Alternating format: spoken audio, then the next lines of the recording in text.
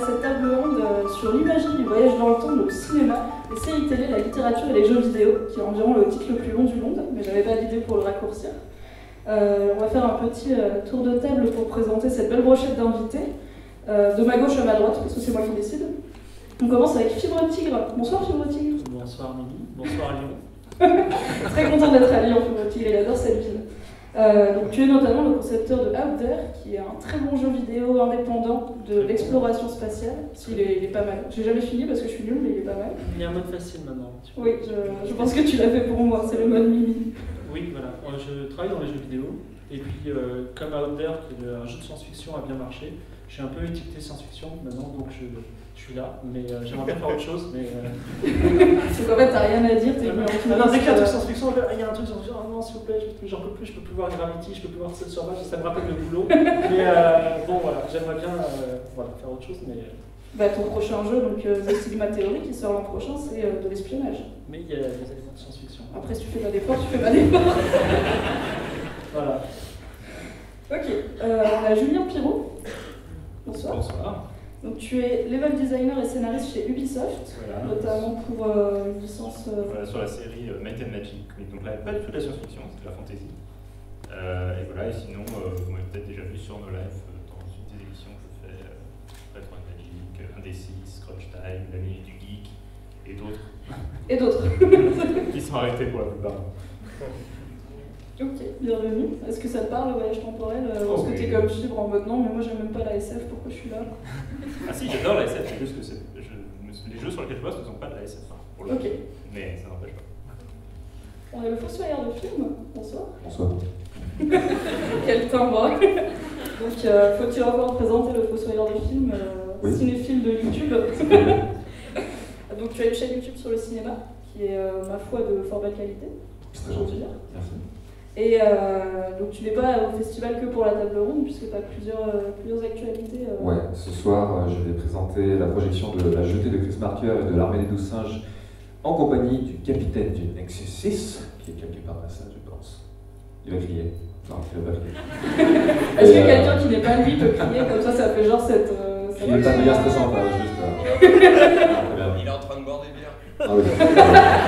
Il a dit qu'il m'attendrait pour moi. Tant pis. Et demain à 16h, table ronde sur quoi, c'est ma question? Sur le cinéma de genre. Ouais, c'est ça. La SF au cinéma en France, très exactement. Un sujet très intéressant.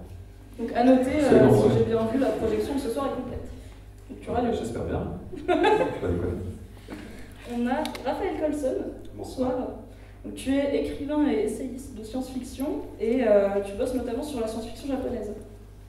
Notamment, disons que je travaille moi sur la science-fiction, ça c'est mon domaine. Donc je suis tout le temps dans la science-fiction. Et je peux travailler autant sur le zombie, puisque j'ai coécrit une monographie dessus. Oui, la science-fiction japonaise, j'apprécie énormément. Donc dans un essai, j'ai réussi à en introduire des gros morceaux. Mais pas uniquement, et puis là je travaille sur le post-apo, comme nous l'avons discuté tout à l'heure. Et moi j'arriverai à vous glisser 2-3. Voilà, il a prévu qu'il allait faire des digressions sur le post-apo. Je reviens systématiquement sur le post-apo.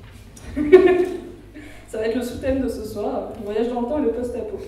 Et on a, surprise, c'était pas prévu jusqu'à hier, Axolot, alias Patrick Beau.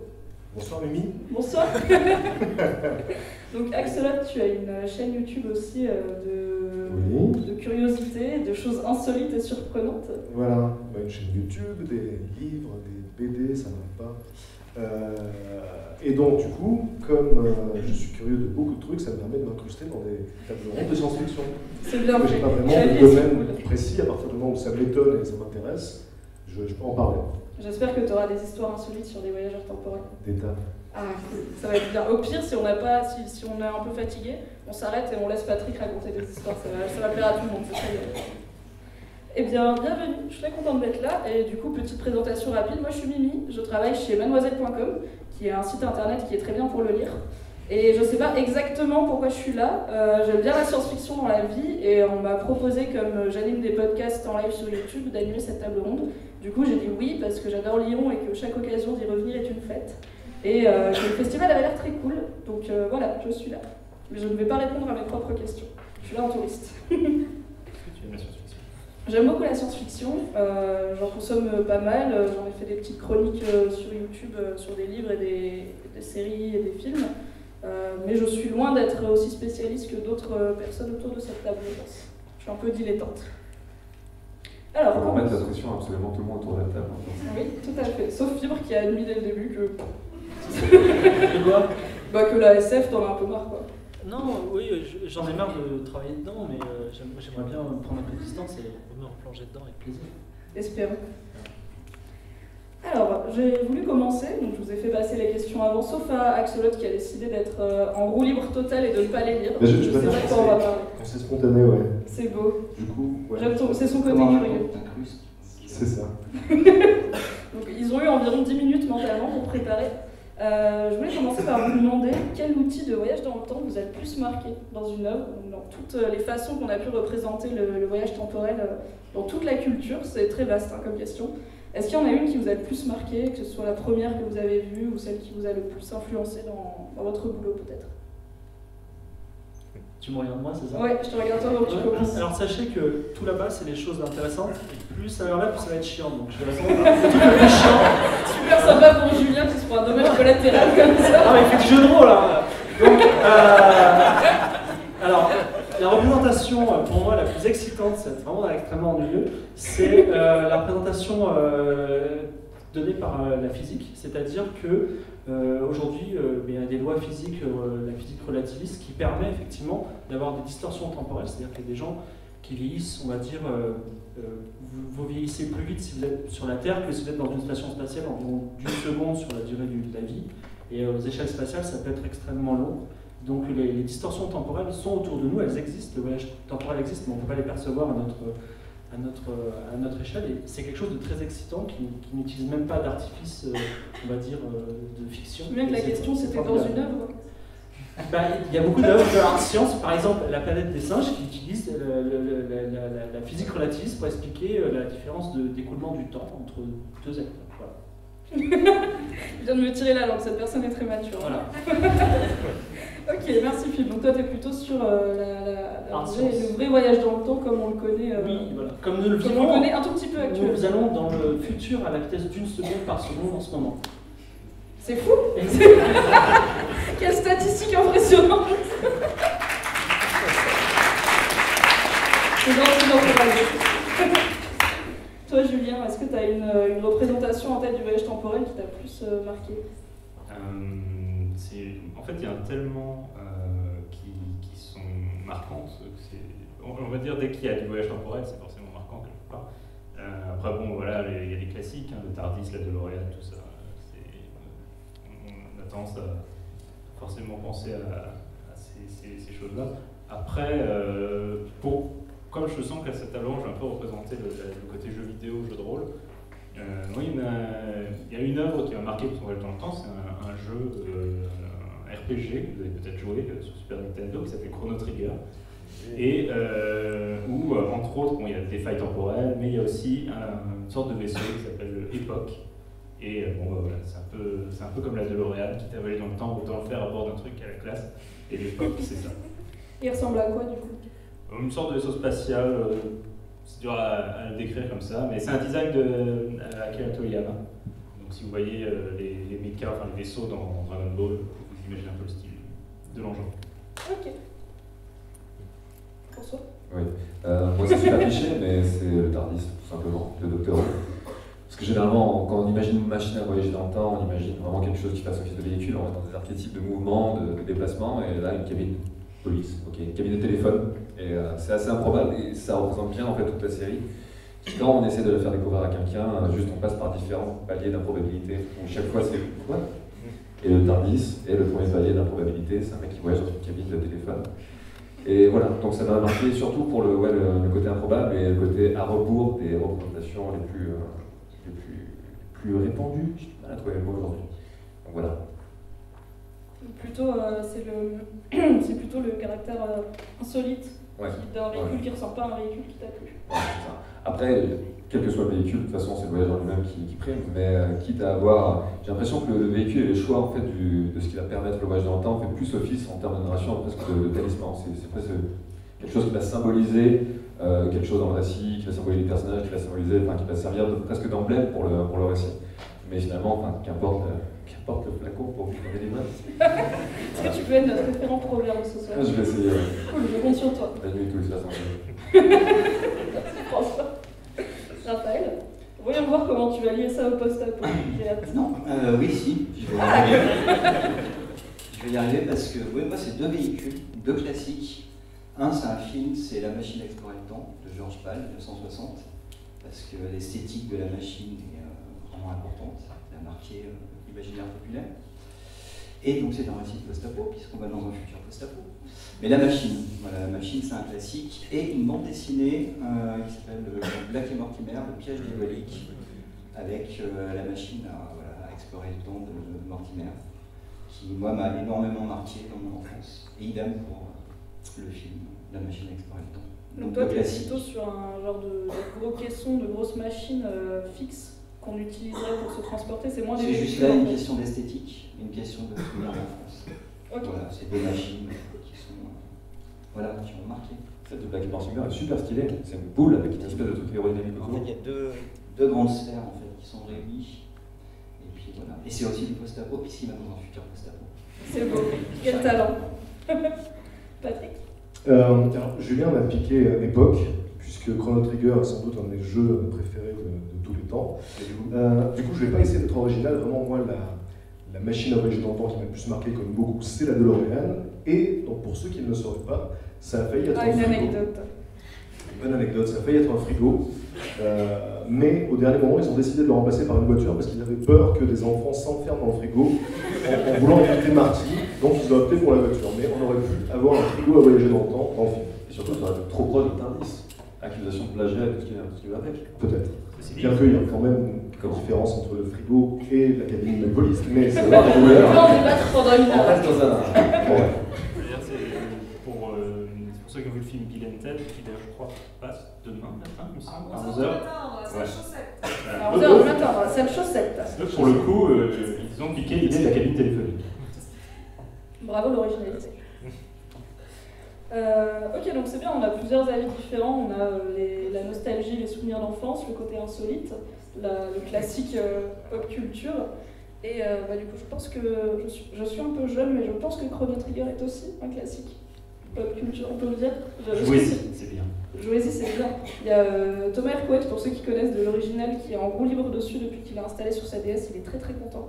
Donc, je vais peut-être enfin m'y mettre, que vous êtes beaucoup à me conseiller. Mais toi, Mimi, quel est Alors, l'artefact de voyage dans le temps qui te marque le plus? Je pense que personnellement, c'est le retourneur de temps d'Harry Potter, parce que c'est une des rares fois où j'ai vu un petit truc en fait pour voyager dans le temps qui n'implique pas l'idée de véhicule ou d'une machine ou d'un caisson ou d'un portail. Donc j'ai trouvé ça intéressant, j'en ai un, parce que je l'ai acheté sur Etsy comme toutes les geeks. Il marche. Bof, écoute, j'arrive quand même en retard au boulot régulièrement, donc bof. Et juste, je viens d'y penser, c'est le fait de ne pas avoir préparé les questions. Il y a le jacuzzi dans Hot Tub Time Machine, c'est le premier jacuzzi à voyager dans le temps. J'ai trouvé ça assez fort. Quitte à voyager, autant être à l'aise. Voilà. Plus que dans un frigo. Je vais prendre ça plutôt finalement. Okay. On change d'avis. Est-ce que tout le monde reste sur son avis ou vous voulez tous changer d'avis aussi? Non, c'est bon, on est sur des avis stables. Je garde le retourneur de temps personnellement.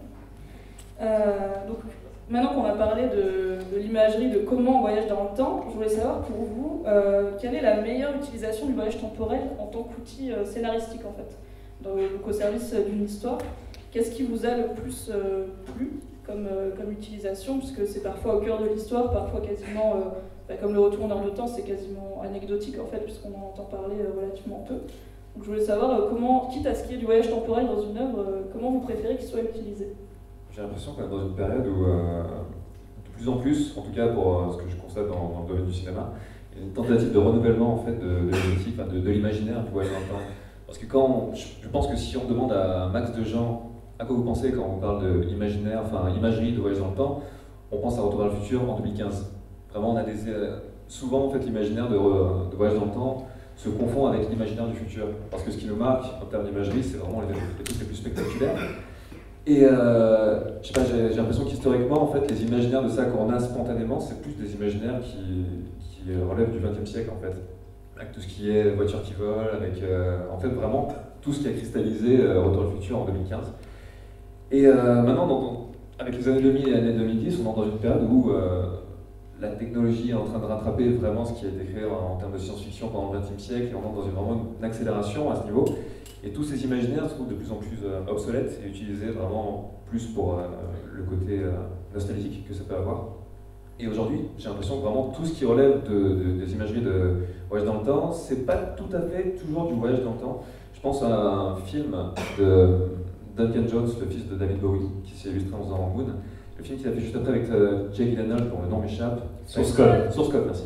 Qui est vachement bien. Et qui part du postulat qu'avant la mort, en fait, on enregistre 8 minutes de mémoire tampon, en gros, et qu'on peut projeter des gens dans cette mémoire. En fait, Jake Gyllenhaal est projeté dans la mémoire d'une des victimes d'un crash dans un train.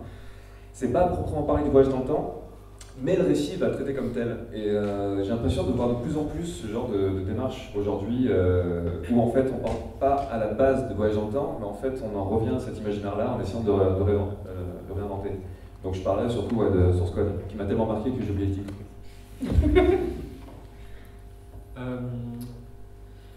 Je vais parler jeux vidéo. Ok. D'accord. Donc dans le jeu vidéo, il y a une dimension supplémentaire qui est le gameplay ou l'interactivité.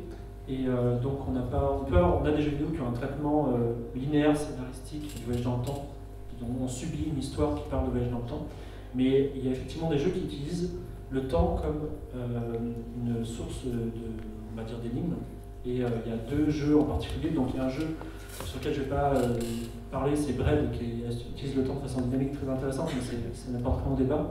Par contre, il y a un jeu, on va dire un peu de la période de Chrono Trigger, milieu des années 90, qui s'appelle Layer de Tentacle, dans lequel on a trois personnages qui sont à trois époques différentes, une période de l'indépendance de l'Amérique, une période moderne, une période futuriste. Et on contrôle ces personnages de façon simultanée. Et quand on fait quelque chose qui affecte quelque chose dans une époque, quand on coupe un arbre, cet arbre disparaît dans le présent et disparaît dans l'avenir. Et donc, les personnages s'entraident en temps réel de façon subjective du joueur, mais en utilisant cette mécanique temporelle, et c'est assez sympathique. Sinon, il y a un autre, pour citer un exemple précis de puzzle, d'énigme dans un jeu vidéo qui utilise le temps, qu'on retrouve dans Sorcerer, dans Monkey Island, voilà. C'est, vous avez le personnage qui vient du futur, qui se parle à lui-même, qui est son alter ego du présent, et quand vous devenez ce personnage du futur, il faut faire exactement les mêmes répliques que vous aviez vues dans le passé, sinon vous provoquez paradoxe, voilà, et que le jeu s'arrête. Donc c'est on va dire le niveau zéro de l'énigme dans le jeu vidéo, voilà, mais ça apporte on va dire une petite astuce sympathique. Voilà. Moi du coup, je ne vais pas parler de jeux vidéo, mais Deus Ex Tentacle, effectivement c'est un très bon exemple. En plus il va ressortir bientôt en version remaster, j'ai vu ça aujourd'hui, donc si vous ne l'avez pas fait, c'est aussi une bonne occasion. Voilà, moi je vais parler d'un auteur de manga en fait, qui est un peu, dont je suis extrêmement fan, qui est Leiji Matsumoto, c'est le créateur de Dalmator. Et en fait lui, le voyage dans le temps, une forme de voyage dans le temps est vraiment au cœur de toute son œuvre. C'est d'ailleurs assez confusant, je ne sais pas si ce terme existe pour de vrai, pour ceux qui découvrent, ceux qui ont pu voir les séries animées par exemple, ont toujours un peu de mal avec le fait que par exemple Albator 84 n'est pas la préquelle de Albator 118 ni la suite, c'est un autre Albator dans une autre continuité, parce qu'en fait toute l'œuvre de Matsumoto est construite autour de l'idée que le temps est une boucle, qui donc recommence infiniment plutôt, et que c'est ce qu'il appelle le Tokinowa, donc la boucle du temps. Et en fait, pour lui, c'est une espèce de reboot permanent où des personnages qui voyagent vers l'espace voyagent aussi à travers le temps et rebootent leur propre histoire en fait. Donc c'est très très étrange et toute son œuvre, absolument toute son œuvre est construite là-dessus. Et ce qui est particulièrement dommage, c'est que les règles, on va dire, de son œuvre sont expliquées dans un manga qu'il a dessiné en 1975, qui s'appelle Mirai Zurban, et qui est absolument inconnu en dehors du Japon. Même les Japonais ne le connaissent pas pour la plupart. Donc jamais traduit ni en anglais, ni en français, ni en italien, ni dans aucune langue. Alors que toutes les clés pour comprendre le reste de son œuvre sont là. Donc s'il y a des éditeurs de manga dans la salle, s'il vous plaît, traduisez-le. Mais voilà, et une fois qu'on a compris en fait que chez Matsumoto, les personnages, chaque histoire est une continuité, une boucle sans fin, on s'épargne en fait beaucoup de migraines. Et ça, c'est bien. Donc si vous voulez vous remettre à Matsumoto, ce sera peut-être plus simple en sachant ça. Mais du coup, c'est un voyage dans le temps qui est...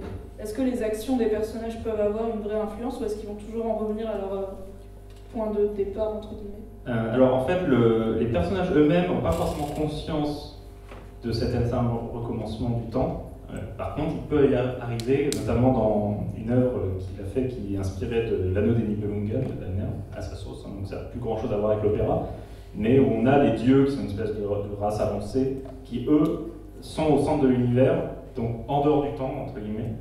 Le temps tourne autour d'eux et essaye d'empêcher les humains en fait, de devenir trop gênants en changeant le passé. Et en fait. C'est pas très fair-play. Non, pas du tout. C'est les dieux du Valhalla, mais version wagnérienne, donc ils sont pas sympas. Et donc voilà, et on voit la continuité qui change en cours du manga, et c'est très particulier à suivre, mais c'est assez intéressant. Ok. Parfait. Bon, parlons post-apo. Parlons post-apo. Non. J'aurais dû te faire un jingle, le point post-apo. Non, j'amènerais juste moi sur un aspect plus théorique. C'est le rapport du voyage dans le temps dans la fiction. On a parlé beaucoup de côté science-fiction, machine. Mais il y a aussi un côté le dormeur éveillé. C'est-à-dire le personnage qui dort, cryogénisé dans des versions plus récentes, et qui va se retrouver projeté dans un temps futur. Donc ça c'est quelque chose qui remonte au 19e siècle. Donc je citerai juste Édouard Bellamy, un roman de 1888 qui est Looking Backward, et un roman d'un Anglais qui est une réponse à l'américain, qui est William Morris, qui est, je retrouve le titre, qui est juste 1884. Et donc l'idée du 19e siècle, c'est que le voyage, le dormeur éveillé, c'est de projeter quelqu'un de l'avant, donc du temps présent, vers un temps futur. Au XIXe siècle, on est dans une lecture de l'utopie politique, socialisme, libéralisme. Donc c'est assez intéressant, c'est-à-dire projeter l'individu, nous, en tant que... Le principe, c'est que lire ce type d'ouvrage au moment où il a été écrit, c'est prendre à témoin le lecteur et lui dire « Regarde ce que pourrait ressembler l'utopie ». Donc ça, c'est... voilà. Et il y a toute une histoire de dormeur éveillé à travers la fiction jusqu'à nos jours. On a parlé tout à l'heure de Planète des singes. C'est une forme dérivée, donc l'astronaute qui va dormir, qui va se réveiller dans un futur très lointain. Et il y a le voyageur dans le temps, c'est-à-dire la machine, ce genre d'éléments. Et toute cette fiction-là, à travers la bande dessinée, le jeu vidéo, le cinéma, la série télé, c'est toujours cette histoire du rapport de l'homme du passé, l'homme du temps présent, qui va découvrir le monde du futur. Mais il y a aussi énormément de fiction qui projette l'homme du futur vers le temps passé. Et il y a un jeu comme ça, d'aller-retour. Terminator, par exemple, c'est la projection d'un homme du futur. Et je dérive encore sur le post-apo, mais c'est mon sujet d'étude actuellement. Et j'ai collecté énormément de récits qui traitent justement de ce que j'appelle l'homme de l'avant, le P0. Et l'observateur, soit il est juste observateur passif, donc ce que je parlais des romans du 19e siècle, c'est-à-dire que le personnage est là juste pour observer un système futur, et donc nous en parler. Et passé le 19e siècle, à partir de l'entre-deux-guerres, l'observateur, l'homme qui va dans un futur, se met à être réactif, c'est-à-dire qu'il va agir. Il y a un roman de H.G. Wells, Quand le dormeur s'éveillera, de 1899, où c'est un personnage qui s'endort, qui se réveille 500 ans plus tard, et il découvre un système politique devenu monstrueux, et il va agir pour pouvoir provoquer une révolution et amener son savoir, lui, de l'homme du temps du présent. Voilà. Et ce que je trouve fascinant dans tout ce type de fiction, c'est ces jeux d'aller-retour. Est-ce que selon toi, le film Eternal Sunshine of the Spotless Mind relève justement de l'idée du dormeur éveillé? Oui, ça c'est une variante. C'est une variante. Le voyage dans le temps, c'est voilà, plein de possibilités. Il y a aussi un aspect fantastique qu'il ne faut pas négliger. Moi j'ai lu pas mal de romans où le personnage, par exemple, il a pris une drogue, il va se retrouver projeté dans un futur lointain. Il y a l'aspect donc magique, il y a différents, voilà, il y a plein de mode de voyage dans le temps, passé, futur, présent. Et ce qui est intéressant, c'est toujours prendre le personnage et qu'est-ce qu'il va faire par rapport à ça. Et du coup, toi, dans cette logique du dormeur éveillé, est-ce que tu préfères les œuvres où il est simple observateur ou les œuvres où il agit sur le futur dans lequel il se retrouve? Pareil, c'est un panel de propositions. Lire un roman du 19e siècle, c'est lire aussi l'histoire politique du 19e siècle. Là, récemment, j'ai lu un roman des années 60, un roman anglais, où c'est un dormeur éveillé qui vit dans une utopie techno-futuriste, se fait cryogéniser parce qu'il y a une histoire de tueur qui se passe mal. Sauf qu'il y a une grande crise qui renverse toute la civilisation, il se réveille 1000 ans plus tard, et c'est une société qui est régressive, c'est-à-dire qui est revenue à un stade néo-médiéval. Et le gars va pouvoir à un moment introduire le germe d'une renaissance qui est en fait la redécouverte de l'énergie à vapeur. Et donc c'est le petit élément qui va permettre à la société de renaître. Ça c'est une grosse thématique dans le post-apo, désolé.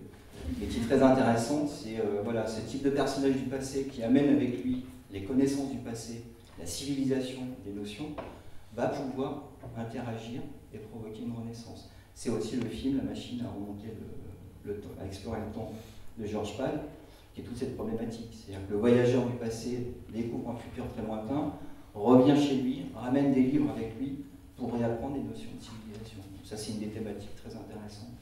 Ce type de curiosité, est-ce que tu as vu Evil Dead 3? Et si oui, as-tu vu la fin alternative?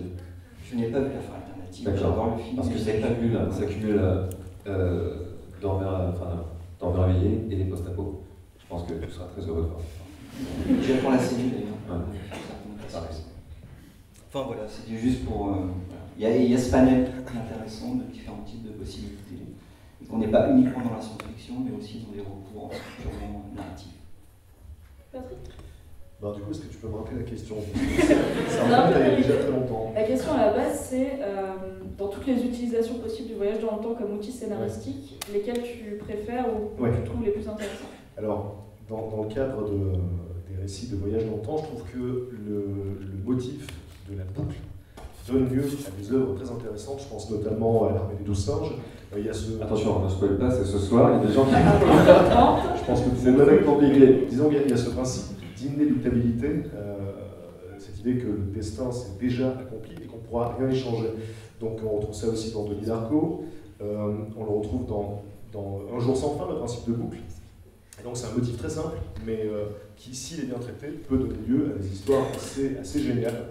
Et donc voilà, c'est les trois films qui me viennent à l'esprit, qui exploitent le mieux, je pense, ce système de boucle. Il y a Looper aussi, qui est sorti il y a 2-3 ans, que je trouve assez réussi dans son concept, l'idée d'une mafia du futur qui envoie ses victimes dans le passé pour qu'elles soient éliminées par des non mais en vrai c'est complètement con.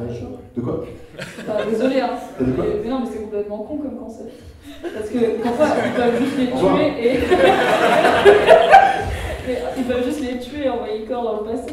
Pourquoi ils les envoient vivants? Écoute, je pense que tu devrais écrire au scénariste. Vous avez écrit de la merde. Moi je trouvais ça intéressant d'utiliser le voyage dans le temps. Tu me parles d'utilisation du voyage dans le temps comme ressort scénaristique.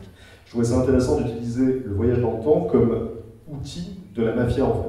Utilisons le voyage temporel, non pas pour explorer le temps, mais pour faire nos sales besognes. Et je trouvais ça original en fait, parce que c'est vrai que alors, je suis d'accord. C'est difficile de réinventer la thématique du voyage dans le temps. Ça, je trouvais que c'était assez bien vu. Et sinon, pour parler de jeux vidéo, il y a un jeu que j'aime beaucoup sur la PlayStation 4 qui s'appelle Life is Strange, qui est un jeu trop méconnu à mon goût. Il vient de sortir le dernier chapitre. Le dernier chapitre est sorti. On va pas spoiler. C'est un jeu qui marche comme une série, avec donc, plusieurs épisodes, plusieurs saisons d'ailleurs. C'est un jeu français. C'est un jeu français, il faut le signaler, même si c'est produit par Squaresoft, mais c'est une équipe française.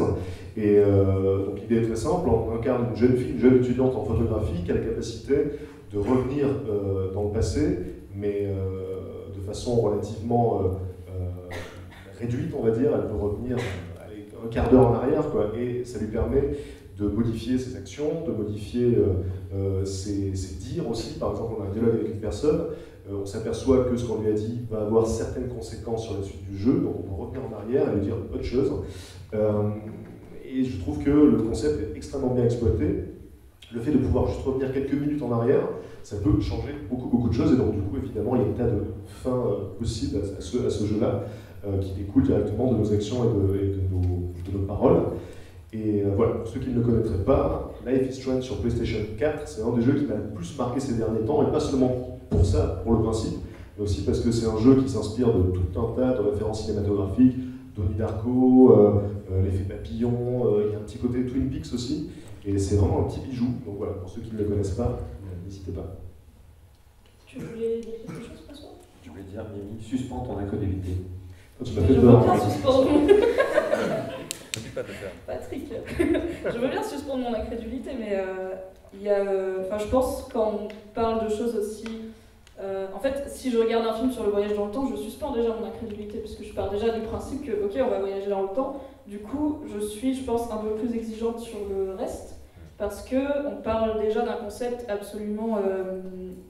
pour l'instant, on va une seconde par seconde, ce qui est complètement fou. Du coup, c'est quelque chose qui est absolument irréaliste actuellement. Donc, moi, j'aime beaucoup les films sur le voyage dans le temps, c'est un de mes thèmes préférés, mais je suis plus exigeante. Est-ce que tu as un micro qui marche pas? Non, il marche pas, mais c'est pas grave. Ce qu'on peut faire, c'est demander à la mafia de Looper d'envoyer les gens dans le passé, mais genre juste avant que la grosse météorite tue les dinosaures. C'est Donc, vrai? comme ça, on Pourquoi s'en ils font pas débarrasse et ça marche. Voilà.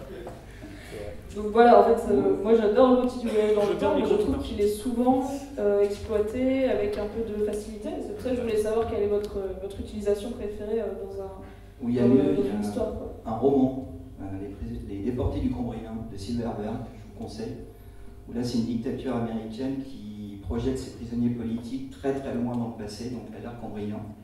Donc il n'y a pas beaucoup de bestioles, il n'y a rien, et les prisonniers doivent se débrouiller. Donc dans un temps suffisamment loin, qui n'affecte pas l'évolution. Parce que ce qui est intéressant... Mais est-ce qu'il les surveille ou il les surveille pas du tout? Non, il les laisse se débrouiller. Ok. Donc avec différentes factions idéologiques. Mais je veux dire, ils n'ont aucune idée de comment... Comment revenir, non Comment faire un arc Enfin, le régime ne sait pas comment ils vivent. Ils ont parti. Ils les envoient et bye bye. Ils sont tranquilles. Et ce qui est intéressant, c'est que ça touche une des questions du rapport du voyage dans le temps, qui est la projection passée. C'est peut-on modifier dans le passé? Ça, c'est un des textes de Barjavel, le voyageur imprudent, du fait que retourner dans le passé pour tuer son père, est-ce que tu peux exister à ce moment-là? Si tu n'existes pas, tu ne peux pas faire le voyage dans le temps et tuer ton père. Et donc, c'est ce problème de cette boucle. Et ça, c'est une des grandes thématiques du voyage dans le temps passé, alors que la projection future, c'est un cadre ouvert, puisque le personnage du passé peut modifier le futur. C'est une très belle transition vers ma prochaine question, qui est est-ce que vous préférez, donc je me base sur la série Lost pour cette question, donc dans Lost à un moment il y a des histoires de voyage dans le temps, et il y avait deux factions chez les fans et même au sein des personnages de la série. Il y avait ceux qui pensaient qu'il est impossible de changer ce qui est arrivé, donc si on remonte dans le passé pour essayer d'empêcher une action, tout ce qu'on va faire c'est la provoquer, et ceux qui pensaient qu'on pouvait vraiment remonter dans le passé et changer les choses. Donc c'est une dichotomie qui est souvent évoquée quand on parle de voyage temporel, notamment avec Barjavel. Et je voulais savoir si vous avez une préférence pour une des deux options. Donc on a parlé du schéma de la boucle et du fait que peu importe ce qu'on fait, on va retomber sur la même situation qu'on essayait de changer. Mais il y a aussi beaucoup d'œuvres où en fait il est possible de changer le futur, de changer le présent plutôt en revenant dans le passé. Donc est-ce qu'il y en a une que vous trouvez vous plus intéressante au niveau artistique en tant que public ou en tant que vous faites de la recherche aussi sur les œuvres? Non, là c'est le panel des propositions. Donc qu'on soit pour ou contre, à partir de là c'est l'œuvre, ce qu'elle va nous proposer qui va nous rendre intéressant. Alors c'est vrai que je reviendrai peut-être sur pas mal de romans, mais il y a aussi un roman de Silverberg, La Porte des Mondes, qui nous décrit un univers où l'Europe n'a pas colonisé l'Amérique. Donc ça bouleverse toute l'histoire. Et donc on est dans un univers différent. Et un autre roman de Brunner, où là c'est l'Invincible Armada qui s'est emparé l'Angleterre, donc crée un monde uchronique et qui peut développer technologiquement, sauf qu'il dispose d'un service temporel. Et un des agents va à un moment modifier l'histoire, et simplement l'histoire, ça sera la nôtre, cette histoire modifiée. Donc après, c'est juste une question de proposition. Au moment où on touche l'histoire, qu'est-ce qu'on va produire? Il y a Paul Anderson dans La Patrouille du Temps, là aussi c'est une histoire de service temporel. À un moment, il y a des personnages qui vont interagir avec le passé, faire remporter la guerre punique, la deuxième guerre punique par Hannibal, ce qui modifie complètement le monde aussi. Et après, aux événements temporels, de rétablir le flux traditionnel. Donc c'est vraiment une question de proposition. Qu'est-ce que nous propose l'auteur? Est-ce qu'on joue avec ça, on modifie? Voilà, c'est tous ces jeux. Après, ce qui est intéressant, c'est avec le voyage dans le temps, c'est vraiment tester les limites de ce qu'on peut concevoir. C'est tester les limites vraiment de. C'est pour ça que ce qui est intéressant avec ces histoires de voyage dans le temps, c'est tous les paradoxes que ça va poser. Je crois qu'il y a 5 grands paradoxes du voyage dans le temps que je serais totalement incapable de vous énumérer tout de suite là. Mais quel que soit, c'est ça, c'est une question de proposition après. Le whatever happened, ça marche bien parce que ça donne des phénomènes de boucle complètement incroyables. Ça rejoint la question philosophique du la poule ou l'œuf qui est arrivé en premier. Finalement, il n'y a ni début ni commencement. En fait, le voyage dans le temps fait partie de l'écoulement même du temps. En fait, les choses étaient faites de telle manière à ce qu'on arrive dans l'histoire au moment où l'invention du voyage dans le temps a été inventée, qui permet de revenir dans le passé et de créer ce passé qui mène jusqu'à la conception de cette machine à voyager dans le temps et ainsi de suite. Donc ça, c'est un gros mindfuck déjà. Mais sur la théorie aussi du changement de passé, ça peut être super intéressant sur la présence d'une même entité en plusieurs exemplaires à un certain moment, où ça rejoint aussi la théorie du multivers qui est super intéressante. Sur une œuvre qui m'avait marqué, qui n'est pas du voyage dans le temps, mais qui rejoint quelque part dans la manière dont on peut le développer, c'était la Croisée des mondes de Philippe Pullman, qui part du principe que à tout instant, des milliards d'univers parallèles sont créés, à chaque, par exemple, micro-mouvement différent qu'on peut faire. Si je décide de vous parler en mettant ma main comme ça ou sur mon genou, ça fait déjà un univers différent qui vient d'être créé. Et ainsi de suite, voilà. Il y a une question de voyage à travers ces différents univers. Quelque part, ça rejoint la thématique de voyage dans le temps, parce que c'est comme si on voyageait dans le temps, qu'on changeait ce qu'on avait fait, et que ça crée un univers différent. Et donc finalement, ça se rejoint, c'est complètement fou, oui.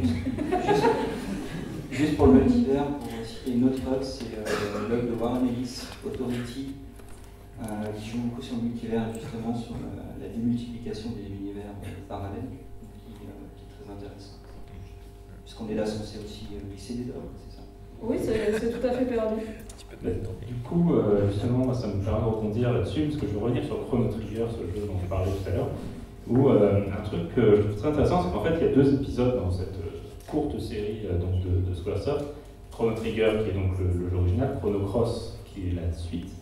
Ce qui est intéressant, en fait, c'est que Chrono Trigger, bon, je ne vous spoil pas le jeu, mais le point de départ, c'est une bande de héros qui se découvrent les moyens de voyager dans le temps, qui, après quelques sauts temporels, se retrouvent dans un futur post-apo, et en fait, découvrent qu'en l'an 2000, je ne sais plus exactement quand ça prend place, probablement l'an 2000, c'est souvent ça, il y a eu un cataclysme qui a détruit le monde.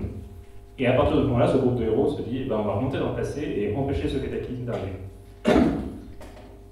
Ensuite, c'est compliqué. Mais voilà, toujours est-il que à la fin du jeu, c'est bon, le monde est sauvé, entre guillemets, le cataclysme a été évité, c'est la loi, tout ça, les gentils ont gagné, blablabla.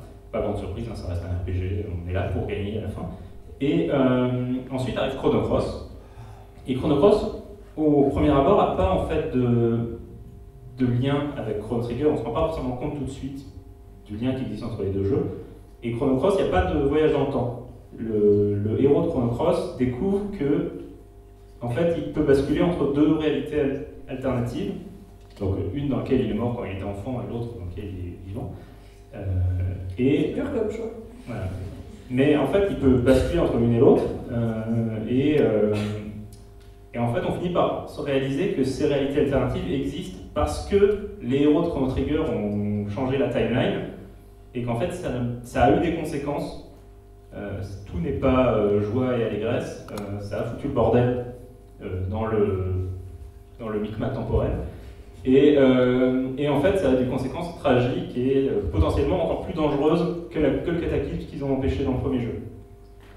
Donc ça, c'était assez intéressant d'avoir ce côté, le voyage temporel fun dans le premier jeu, et les conséquences dramatiques, difficiles que ça peut engendrer. Et on sent quelque part, les scénaristes aussi ont profité des 2-3 ans qui séparent les 2 jeux pour réfléchir au fait, est-ce que le fait de devoir changer tout ça, qu'est-ce que ça pourrait avoir comme conséquence plus générale. Et un autre truc que dont je voulais parler, c'est un ressort, on va dire, scénaristique, qui est vraiment un ressort de confort, j'ai envie de dire, pour les scénaristes. Donc, la plupart des œuvres qui utilisent le voyage temporel, c'est ce qu'on appelle l'immunité du voyageur temporel. C'est-à-dire que le voyageur temporel, entre guillemets, n'est pas affecté ou n'est pas affecté tout de suite par les choses qu'il a modifiées. Donc il garde le souvenir de la timeline précédente, de comment ça devrait être, comment ça pourrait être. Et bon, c'est très pratique, hein, parce que si le héros lui-même ne se rappelle pas qu'il a changé un truc, ça va être dur de raconter une histoire. Dans le jeu vidéo, c'est encore plus le cas, puisque le joueur sait ce qu'il a fait. Donc même si on imaginait que le héros oublie, on ne peut pas dire au joueur « Ah non, tu ne te rappelles pas ». Donc voilà, mais on peut se poser la question, est-ce que, si c'est un peu, je voyais Retour vers le futur, forcément, il y a quelques jours, le premier épisode, où Marty commence à disparaître à un moment donné parce que ses parents, du coup, ne se sont pas rencontrés. Mais c'est une disparition physique, mais il a quand même tous les souvenirs de la timeline qui a été effacée. Donc, c'est le genre de choses on peut... Je crois que ça a été théorisé par certains auteurs comme, en gros, tant qu'il te reste dans la... Donc, moi je suis là, je reviens dans le passé pour changer un truc, et tant qu'il me reste une possibilité d'annuler ce changement et de revenir à l'état actuel des choses, je ne suis pas affectée. Mais dès que je suis allée trop loin, donc comme Marty, quand c'est allé trop loin et que ses parents vont vraiment pas finir ensemble, il commence à disparaître parce qu'il commence à perdre la possibilité d'annuler le fait qu'il est venu en gros, de faire comme si rien ne s'était passé. Mais du coup, c'est vraiment des règles, on va dire, qui ont été un peu imaginées par les auteurs pour se permettre des portes de sortie également. Mais voilà, on pourrait imaginer une histoire de voyage dans le temps qui marcherait très bien. Après, une fois que le changement est fait, le héros lui-même serait totalement absorbé par la nouvelle continuité. Voilà. Il y a aussi un auteur qui veut se lancer là-dedans. Mimi, j'ai une très belle citation d'Alexandre Dumas qui n'a jamais écrit sur le voyage dans le temps pour toi, pour la rédaction de Mademoiselle. C'est « On peut violer l'histoire, à condition de faire de beaux enfants ». C'est horrible. Mais ça tombe bien dans la... Non, il a dit ça. Non, mais il a dit ça, c'est pas mal. Je cite Alexandre Dumas. Sinon, je vais me faire détester. Bon. Ah non, là, t'es super bien parti. Non, mais là, non. Personnellement, quand ce micro marche pas, il marche pas. Quelqu'un, tu me donnes ton micro? Voilà. Le micro te déteste déjà. Voilà, le micro me déteste. En tant que fabricant d'histoires, je vends des histoires et on me paye pour ça, c'est extraordinaire. Moi, je déteste les gens qui attachent trop d'importance au spoiler. C'est-à-dire, ne me spoilez pas la fin, tout ça, etc. Moi, au contraire, connaissez la fin des choses, comme ça vous pouvez mieux apprécier le voyage qui va vous amener jusqu'à la fin. Et donc moi, je suis absolument pas pour cette sacralisation du secret. C'est super pratique ça, c'est vraiment très pratique. Je ressentirais ça aux gens qui spoilent involontairement maintenant. Ah mais moi, personnellement, non mais... J'ai fait ça pour votre bien. Non mais... Oui, il y a un genre qui a disparu, qui était prédominant il y a 2000 ans, qui était la tragédie. C'est-à-dire que la tragédie, on sait comment ça se fait, on sait que le mec va mourir, on sait même comment il va mourir, et là on s'installe et on se dit, voilà, qu'est-ce qui va se passer avant? C'est un peu le contraire du post-apocalyptique, c'est-à-dire que vous savez que la météorite va arriver dans 12 heures, que tout le monde va mourir, qu'est-ce qui se passe avant? Et ça, c'est très très intéressant, on l'a complètement oublié. Et c'est pour ça que, pour répondre précisément à ta question, je trouve que, en tant que fabricant d'histoire, il est l'aspect, l'immuabilité de la ligne temporelle, c'est-à-dire que quoi que tu fasses, tu ne pourras rien changer. D'une part, on est dans le contexte tragique, c'est-à-dire que la fin, on la connaît déjà, l'armée des 12 singes, et je vous spoil. Et voilà. La fin, mais ils ont tous vu. Incontrôlable, baïonnez-le, tu vas vous spoiler votre chose. Non, la fin, on la connaît déjà. Donc, les a tous lus. Vous pouvez avoir de temps en temps des soubresauts d'espoir en disant mais peut-être que je suis en train de regarder un spin-off de Dans les 12 chambres, ça va peut-être passer différent. Et non, vos espoirs sont écrabouillés, vous ressentez quelque chose, c'est très bien. Et en plus, ça nous fait face à notre propre condition et ça rend l'histoire complètement humaine. C'est-à-dire, vous allez un jour, je vous spoil, hein, vous allez mourir un jour. C'est vrai, non, mais voilà, vous allez mourir. C'est pas moi qui fais la liste d'invités, je fais comme ça, je vais pas décider de qui était invité à cette table. Non, et malheureusement, donc je veux dire, ne vous illusionnez pas du tout, profitez bien de ce qui se passe avant. Et en ça, l'œuvre, elle prend une dimension beaucoup plus intéressante. Voilà. J'ajoute un dernier petit point concernant comment ça s'appelle, l'aspect de quelle est l'expression que tu as utilisée très astucieuse sur l'immunité du voyageur temporel. Alors, moi j'ai une théorie de fibre. Alors, la prochaine fois, on fait un jingle aussi pour ça. L'univers a plusieurs dimensions. L'une d'entre elles est peut-être le temps. Voilà. Et sachez que dans la loi de la physique, jusqu'à présent, Einstein a eu raison. Donc peut-être qu'il aura tort dans 50 ans avec des expériences étranges, mais en tout cas pour l'instant il a raison sur un point, c'est que rien ne va plus vite que la vitesse de la lumière. Vous pouvez prendre le problème dans tous les sens, rien ne va plus vite que la vitesse de la lumière, qui est une vitesse très rapide, 308 km/s, mais qui est finie. Et c'est-à-dire que même si vous avez une corde de 1 milliard de kilomètres, quand vous tirez sur la corde, la corde elle va se tirer au bout, on va dire, avec un petit temps de retard. C'est-à-dire la transmission de l'information atome par atome que vous tirez la corde va à la vitesse de la lumière. Et la transmission de l'information d'un paradoxe temporel, de l'altération d'une ligne temporelle, forcément se propage dans une dimension qui est le temps, forcément à une vitesse limitée. Donc pour moi, si à une certaine distance temporelle, vous supprimez, les dinosaures survivent par exemple parce que vous avez empêché la météorite, eh bien, on va dire que ça va prendre du temps pour que ça s'intègre. Donc pour moi, c'est assez logique au niveau physique. Voilà. Fin de la parenthèse. C'est la théorie de Fibre. Merci Fibre. Patrick, on t'a pas beaucoup entendu sur cette question, donc tu as exprimé ton amour de la boucle. C'est-à-dire que je l'ai déjà oublié, hein, puisque j'arrive. Faut la répéter. Donc la question c'était est-ce que tu es plutôt friand du ce qu'il s'est passé se passe pas forcément, et qu'en essayant d'empêcher quelque chose, tu as juste beaucoup de chances de le provoquer, ou est-ce que tu aimes bien aussi les histoires où il est possible de changer pour de bon le futur? Les deux ont leur intérêt, puisque tout à l'heure on parlait de boucle, là on est typiquement dans un cas de figure où quoi qu'on fasse, le futur ne sera pas modifié. Et en fait, il y a deux types de voyage temporel. Il y a le voyage temporel avec une seule ligne temporelle. Donc c'est ce cas de figure dans lequel intervient le paradoxe du grand-père. Si je reviens dans le passé et que je tue mon grand-père, du coup je ne pourrais pas naître et du coup ça crée un paradoxe. Mais ce paradoxe s'évapore dès lors qu'on prend en compte la théorie des multivers, qui veut qu'à chaque déplacement dans le temps, on crée une ligne temporelle parallèle, et donc on tue notre grand-père dans une ligne temporelle où il n'est pas notre grand-père en fait. Donc on peut continuer à vivre. Et les deux cas de figure sont très intéressants, et dans le registre des multivers, on retrouve beaucoup d'univers dans lesquels on peut s'amuser du coup à créer des tas de scénarios de type what if, donc des uchronies. Donc on en parlait hier, la table ronde sur le temps dans la science-fiction. Toute la mythologie Marvel, par exemple, repose sur le principe de multivers. On a une infinité de terres, et ça permet donc d'imaginer ce qui se serait passé si tel ou tel détail était légèrement différent. Et donc on parlait notamment de Watchmen, qui est un exemple d'uchronie fantastique dans laquelle les États-Unis gagnent la guerre du Vietnam parce qu'ils ont de leur côté une espèce de démiurge capable de modifier la matière à l'échelle moléculaire, donc c'est le docteur Manhattan. Et donc Alan Moore, qui est un scénariste génialissime, a imaginé tout ce qui se serait passé si un tel être avait existé et s'il avait fait partie de l'histoire des États-Unis, quoi. Et donc on parlait aussi hier de Superman Red Son, donc là on est l'univers DC Comics, mais qui lui aussi donc, repose sur le système de multivers. Et donc dans cette histoire de Superman n'est pas tombé aux États-Unis, mais en Union soviétique.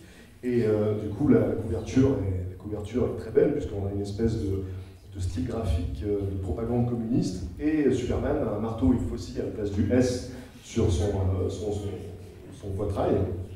Et donc voilà, on imagine tout ce qui se serait passé si ça s'était déroulé comme ça.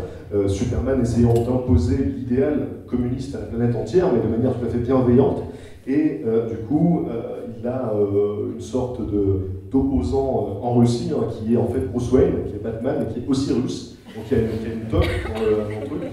Et donc du coup, il s'appelle Bruce Wayne ou il s'appelle je ne pense pas qu'il s'appelle Bruce Wayne. Ils ont dû s'arranger. Boris, voilà. Il s'appelle Boris. Et donc voilà, le principe du multivers permet ça, quoi. Permet l'extravagance scénaristique qu'offrent les uchronies. Et d'ailleurs, je crois que est sorti le pilote de l'adaptation du Maître du Haut Château de Philippe Cadic, dans lequel il imagine que les nazis ont gagné la guerre, Ça, c'est un thème uchronique classique. Et il me semble que la série, le pilote de la série est sorti, je ne l'ai pas encore vu. Mais je très bien. C'est Le cool. pilote est passé et la série a été validée pour être réalisée intégralement. D'ailleurs, dans Watchmen, l'introduction de Watchmen est vraiment superbe. Ouais. Quand ils refont en fait en quelques tableaux toute l'histoire alternative des États-Unis. Et pour moi, c'est vraiment une introduction qui, même sur la forme, définit parfaitement l'Uchronie, parce que c'est déjà magnifique visuellement, mais c'est de l'image fixe, dynamique en fait. C'est de l'image fixe qui est au méga ralenti dans laquelle la caméra se balade, et ça montre à la fois par la forme le côté vraiment, comment dire, la lourdeur de l'histoire, de tout ce qui s'est passé, le poids de l'histoire, mais on est sur un côté mouvant, quoi. C'est de la lourdeur, mais amovible. Voilà, c'est l'Uchronie. C'était la parenthèse formelle. Un autre exemple d'histoire de voyage temporel dans lequel chaque action modifie l'avenir, c'est, alors je crois que le titre c'est Sound of Thunder, c'est une nouvelle de Ray Bradbury, qui a été adaptée je crois au cinéma. Et donc l'idée c'est qu'il y a une espèce d'agence de voyage temporel qui permet aux gens d'aller se balader voilà, au Jurassique ou au Moyen-Âge, où ils veulent. Et puis donc ils sont dans une espèce de bulle, parce qu'il ne faut interagir avec rien du tout sous peine de modifier totalement le futur. Et donc ça part un petit peu en vrille au moment où un des personnages qui est donc à la préhistoire embarque, sans le faire exprès, un papillon dans sa bulle. Du coup, quand il revient dans le présent, tout a été dramatiquement modifié. Et donc voilà, on est typiquement dans un cas de figure de futur modifiable, en opposition au futur préétabli et inchangeable. Et je pense que dans les deux cas, il y a des choses très intéressantes à exploiter. Je pense qu'on va passer aux questions du public, si j'ai bien suivi le timing. Du coup, on va piquer le micro de Patrick. Attends, il y a une super question. Ah, on verra à la fin si on a le temps. C'est d'abord Le poser au public. Il y avait une question bonus. c'est si vous n'avez pas trop de questions, on aura une question bonus. Oui. Toute petite remarque pour ma question, c'est un autre exemple qui est un peu dans la même lignée que Patrick, c'est le visiteur du futur de Patrick. Il revient dans le temps pour modifier des catastrophes qui risquent de se passer dans le futur. Un autre exemple de cette On ne parle jamais assez de François Descraques.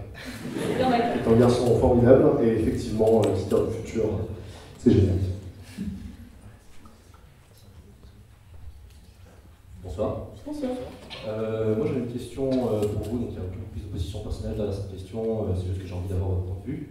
Il y a 2-3 ans, il est sorti un jeu vidéo qui s'appelle Bioshock Infinite. Il y a eu une énorme polémique à partir de ce jeu vidéo. À sa sortie, il a été très aimé par la presse et les critiques et les joueurs, sauf que quelques mois plus tard, quelques semaines plus tard, certains sites sont revenus dessus, et certains youtubeurs sont revenus dessus en disant que c'était un très mauvais jeu. Tout simplement parce que on utilisait, je reprends les termes, on utilisait le voyage dans le temps comme un cache-misère d'un scénario qui était trop faible. Alors, moi, ma question en fait, c'est de savoir si déjà, est-ce que vous avez joué à Bioshock Infinite, savoir qu'est-ce que vous en avez pensé, et est-ce que la deuxième question par rapport à ça, c'était est-ce que vous pensez que le voyage dans le temps, comme outil, peut devenir un cache-misère pour un scénario? Voilà. On va commencer par la team jeux vidéo de cette table ronde. Alors, moi je me suis pas laissé prendre par Bioshock Infinite. Vous verrez, sans critique, j'ai donné 5 sur 10 le lendemain de sa sortie. C'est un jeu qui était calibré pour qu'il ait de bonnes notes pour les journalistes parce que il se finit dans le temps qu'il faut pour pas que ça prenne trop sur leur temps de travail. Et c'est un jeu avec beaucoup qui se joue qu'une fois, qui a beaucoup d'animation, de scènes dynamiques. Ce micro ne marche pas. Le scénario la faiblesse du scénario, c'est pas la peine trop d'épiloguer dessus, mais disons que c'est un scénario très prétentieux qui parle de physique quantique, qui parle de probabilité, et qui à la fin termine sur qu'est-ce que le multivers, mais le problème c'est que vous-même, vous êtes tous des geeks plus pointus que nous sur ces possibilités-là. Effectivement, quand on nous sert ça en nous disant c'est la révélation, c'est le messie scénaristique, ben non, on est juste un petit peu déçus, c'était très prétentieux. Voilà. J'ai été aussi déçu par Bioshock Infinite, qui est un très beau jeu, je trouve, au niveau de la production value, enfin de la réalisation, mais qui, je trouvais qu'au niveau du gameplay, pour moi, c'est pas tellement l'histoire le problème de Bioshock Infinite. Au final, l'histoire, je l'ai bien aimé, même si effectivement, c'est pas une grosse surprise. C'est plutôt le fait que le gameplay est très bas du front, et c'est arène, c'est une fête pour un. arène, Alors moi j'y ai pas joué donc je vais pas répondre à ça, mais pour ta deuxième question sur est-ce que le voyage temporel doit être un cache-misère, j'ai pas d'exemple en tête d'un film où vraiment, enfin d'une œuvre où le voyage temporel sert juste à cacher le fait qu'il n'y a pas de scénario. Par contre je trouve que des fois c'est du gâchis, par exemple dans la série Misfits, où c'est une bande de jeunes délinquants qui a des pouvoirs suite à un genre d'orage, on sait pas trop. Il y en a un qui a la capacité de voyager dans le temps mais il la contrôle pas, et du coup il s'en sert quasiment que en Deus Ex Machina dans les épisodes où ses potes se font tuer, ou juste en fait comme ça le traumatise, il remonte le temps et il revient avant qu'ils se fassent tuer et il les empêche de se faire tuer. Et je trouve que c'est vraiment dommage d'avoir un personnage qui peut remonter le temps mais qui le contrôle pas et qui sert juste à pas prendre de risques en tuant pas les personnages importants de la série. Alors dans Harry Potter, le temps, pourquoi il n'est pas allé tuer Voldemort? Parce que déjà, si tu fais le calcul, alors j'ai plus le nombre en tête, il Ça, faudrait elle danse. tourner un grand nombre de fois pour remonter jusqu'à Voldemort. Et en fait, le retourneur de temps obéit à des règles très strictes qui fait que, moi le seul truc que j'admets sur le retourneur de temps, c'est complètement con de le filer à Hermione pour qu'elle puisse suivre 2 cours en même temps. Parce que cette gosse a 13 ans, ça ne marche pas. Mais je pense pas qu'on aurait pu s'en servir pour aller tuer Voldemort. Voilà, c'est mon avis. Après, je pense que sur le côté, il y a des jeux où ils introduisent du voyage dans le temps alors qu'ils auraient mieux fait de s'abstenir. Là, récemment, enfin, même si je suis pas un joueur de World of Warcraft, j'aime bien l'univers de Warcraft, les RTS. Et j'ai suivi un petit peu ce qu'ils faisaient sur l'univers, et à partir du moment où ils ont commencé à introduire du voyage dans le temps, je me suis dit ouh là là là là là là là. Donc voilà, ça devient un peu du grand n'importe quoi. Donc je sais pas trop où est-ce qu'ils vont avec ça. Mais voilà, là j'ai tendance à penser pourquoi commencer à vouloir mettre du voyage dans le temps là-dedans? Était-ce bien sage? Voilà. Est-ce qu'on a des réactions de ce côté-là Non, disons la table pas du tout ronde? Le temps, c'est une matière géniale à travailler. Il faut simplement réussir son coup. Donc il y a des gens qui peuvent l'utiliser de manière pertinente, d'autres qui peuvent rater leur projet. Mais la matière, c'est vraiment un truc, c'est une balle. On peut la tricoter dans tous les sens, la distordre et s'amuser à créer des univers. On a parlé du chrony, du voyage dans le temps. Voilà, le temps, par rapport à l'histoire, c'est vraiment un objet assez génial. Donc je pense que l'idée de terme de cache-misère, c'est un choix par rapport au jeu. Simplement les auteurs, voilà, ils décident de jouer avec ça. Ils ont raté leur coup, c'est tout. Donc, mais la matière, voilà, le temps, le jeu avec le temps, c'est une belle matière. Patrick? La question à la base, c'était sur Bioshock, hein, c'est ça? C'est un peu du mal avec les questions. Oui, c'était sur Bioshock. Ah, il y avait 2 questions, pardon. La question, c'est si tu as joué à Bioshock, est-ce que tu l'as trouvé bien? Alors, moi, j'ai joué à Bioshock Infinite, on est d'accord? Alors, j'y ai joué. J'ai pas joué très longtemps parce que je trouve que l'univers est sublime, mais je trouve que ce qu'on y fait est assez ennuyeux en fait. Et on sent bien que ça obéit à des contraintes commerciales, quoi. Il faut qu'on puisse tirer sur des gens dans un jeu, dans un FPS. Mais moi je trouve que ce qui serait intéressant, ce serait qu'on exploite un tel univers d'une manière un peu plus enrichissante, quoi, que simplement détruire tous les ennemis qui vont se présenter à nous. Quand on arrive dans une ville qui flotte dans les airs, et on se dit, il pourrait se dérouler des tas de trucs passionnants dans cette ville. Mais concrètement, on passe 90% de notre temps à détruire de la manière la plus gore possible différents ennemis qui se présentent aléatoirement, et je trouve que c'est très ennuyeux. Donc évidemment, c'est ce que les éditeurs veulent qu'il se passe dans leur jeu, parce que ça correspond à une demande du public, enfin ils pensent en tout cas que ça correspond à une demande du public. Moi je pense qu'il est temps, justement comme dans Life is Strange, d'exploiter des environnements de plus en plus beaux d'une manière un peu plus profonde, un peu plus intéressante. Okay. Donc c'est pas spécialement par rapport au voyage dans le temps, moi ça m'a dérangé, mais simplement par rapport à ça, quoi, de cacher un univers aussi beau avec un gameplay aussi basique et pauvre. Voilà. Il y a une autre question. Bonsoir à tous. Moi je voudrais juste revenir en fait, parce qu'on a beaucoup parlé de Chrono Trigger, on a parlé d'unité temporelle. Il y a énormément d'autres jeux où il y a ce problème justement de voyage dans le temps. Et du coup, ma question c'était, est-ce que vous ne pensez pas que l'unité temporelle, elle vient de la question du talisman, c'est-à-dire un objet que le voyageur temporel aussi possède et qui lui donne le pouvoir de se détacher un petit peu du temps et du coup d'assimiler des événements qui viendraient de différentes timelines? En fait, je pense que chaque œuvre qui utilise le voyage temporel invente des règles qui régissent en fait ce voyage. Et il y a besoin de ces règles pour que le spectateur, slash lecteur, slash joueur puisse appréhender en fait ce qui se passe. Et d'ailleurs, souvent, quand il y a des choses qui nous gênent en tant que consommateur, je n'aime pas ce terme, mais d'une œuvre utilisant le voyage temporel, c'est souvent parce que les auteurs oublient leurs propres règles, entre guillemets. Je sais qu'on parlait de Looper tout à l'heure, c'est un film dont j'aimais beaucoup l'idée de départ, mais au final qui m'a agacé parce qu'ils n'arrêtent pas de changer la manière dont fonctionne leur voyage temporel au cours du film, et c'est assez agaçant. Mais donc oui, en fait, il peut y avoir plein d'explications. Dans Chrono Trigger, justement, l'une des explications, c'est que les personnages voyageant dans le temps sont devenus eux-mêmes les Chrono Trigger, entre guillemets, donc ceux qui déclenchent l'élément temporel. Donc c'est pour ça qu'ils sont pas affectés par ce qui se passe. Donc voilà, les auteurs trouvent des explications, des excuses pour justifier ce qui se passe. Après, voilà, on est toujours dans le voyage dans le temps à l'heure actuelle, à part dans sa forme linéaire, on va dire quotidienne et évidente, vers le futur, n'existe a priori pas.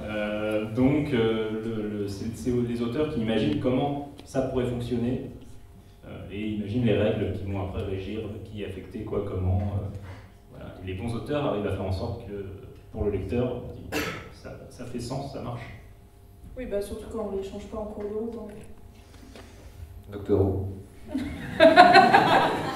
C'est la quintessence en fait du problème de Steven Moffat, le showrunner actuel, c'est qu'il balance des idées absolument géniales, mais il est incapable de les tenir jusqu'au bout, et ça finit toujours par un ta gueule c'est scientifique ou ta gueule c'est magique. C'est big ball of wibbly wobbly, tiny wavy stuff. Et ça allait encore à cette époque quand Tennant le disait, mais maintenant je digresse. Alors il reste deux petites minutes pour une dernière toute petite question. Donc, on a une question tout en haut à droite. Tout en haut, ok, je monte. Le temps de monter, ça fera 2 minutes à peu près. On peut parler du post-apo en attendant. Oui. Encore un autre fan de post-apo. Déjà bonsoir. Bonsoir, il faudra parler un peu plus près du micro, je pense. Ça loin de toi. Oui, là c'est bien. C'est juste une question très rapide parce qu'on n'a pas beaucoup de temps. Si vous deviez citer quel serait votre voyageur dans le temps préféré par rapport à sa façon d'appréhender le fait qu'il ait changé de temporalité, comment il se comporte, s'il a une vision, je sais pas. Ça va. Désolée François.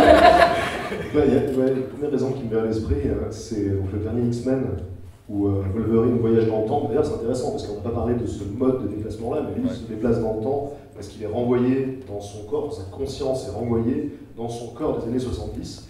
Donc là, on a Wolverine qui se réveille dans son corps des années 70, donc pré-squelette en adamantium, et c'est quand même une expérience qu'on imagine traumatisante. Déjà, le fait de voyager dans le temps, de se retrouver dans le corps qu'on avait il y a une cinquantaine d'années, et le mec gère ça de la manière la plus badass possible, c'est-à-dire qu'il se lève, il met un blouson en cuir des années 70, et c'est parti, quoi. Pour sa défense, il a exactement le même corps il y a 50 ans. Ça, c'est vrai. Mais je trouve l'absence d'impact émotionnel sur le mec assez fou. Genre, tiens, ok, on est dans les années 70, let's go. Voilà, donc là, c'est un peu le degré zéro du traitement psychologique d'un personnage. Imagine le traumatisme que ce serait, quoi. Et voilà, donc c'est juste un mauvais exemple là, qui m'est venu à l'esprit.